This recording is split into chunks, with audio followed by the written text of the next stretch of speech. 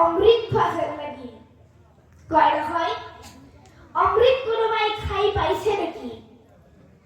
নে অমৃত কোনোবাই দেখিছে? আছেনে বাপসকল ইয়াত কোনোবা অমৃত দেখা বা খাই পোৱা বা পাই? নে অমৃত লগা গছডাল কোনোবাই জানে নেকি? নাজানে।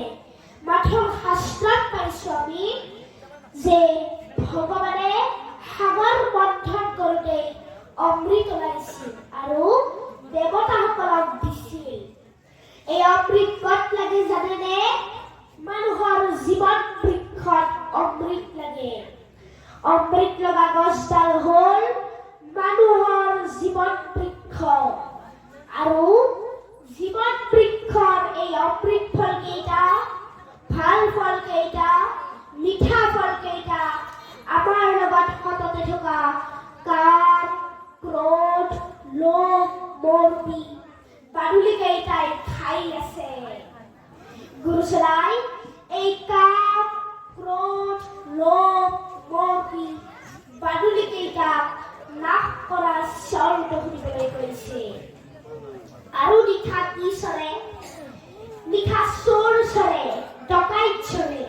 নহয়নে বাপসকল মাতৃসকল? আমি মহাপুৰুষ মাধৱদেৱ গুৰুচৰাৰ ভাষাৰে গাওঁ। মহাবলৱন্ত দুৰ্বাসনা ঘোৰ হৰি হৰি হৰি হৰি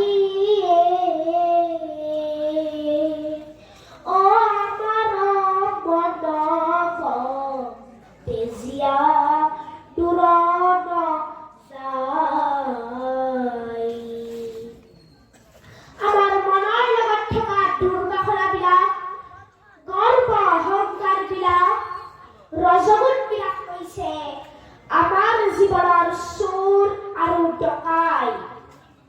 আৰু ৰাৱণ ৰূপী এই ৰজগুণ কেইটাই আমাৰ জীৱনৰ শান্তিহিতা হৰণ কৰোঁগৈ থাকে। গুৰুচৰাই এই ৰজগুণ ৰূপী নিশাচৰ বিলাককো নাশ কৰা চৰ্ত দিবলৈ কৈছে। আৰু শত্ৰু, ইয়াত এইবোৰ শত্ৰুৰ এই কথা কৈছে, জীৱন শত্ৰুৰ কথা। শ্ৰীকৃষ্ণই কুৰুক্ষেত্ৰ যুদ্ধৰ সময়ত অৰ্জুনক কৈছিল।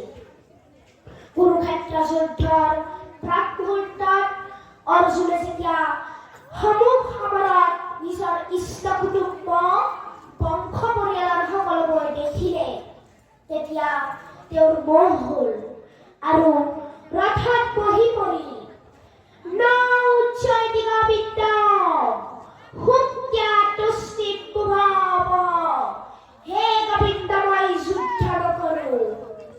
কৃষ্ণই গীতা শুনাই শুনাই অৰ্জুনক বুজনি দিব লগা হ'ল যে সখা, তুমি সন্মুখত যিবোৰ শত্ৰু দেখিছ, এইবোৰ তোমাৰ আচল শত্ৰু নহয়।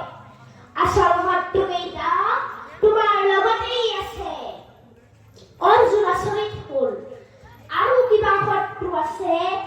বোলে হয়। ৰজিতই মৃয়াচাৰ বিষয় বুদ্ধি আশোকহ কামি নিষ্কা মিৰদা হিহিতি। ইন্দ্ৰিয়বিলাকৰ বশৱৰ্তী হৈ যিসকল লোকে বিষয় বাসনাতে বদ্ধ হৈ এই সংসাৰ ঘৰতে সমস্ত বুলি ভাবি আছে, সেইসকল লোকে কেতিয়াও জীৱনত সিদ্ধি লাভ কৰিব নোৱাৰে।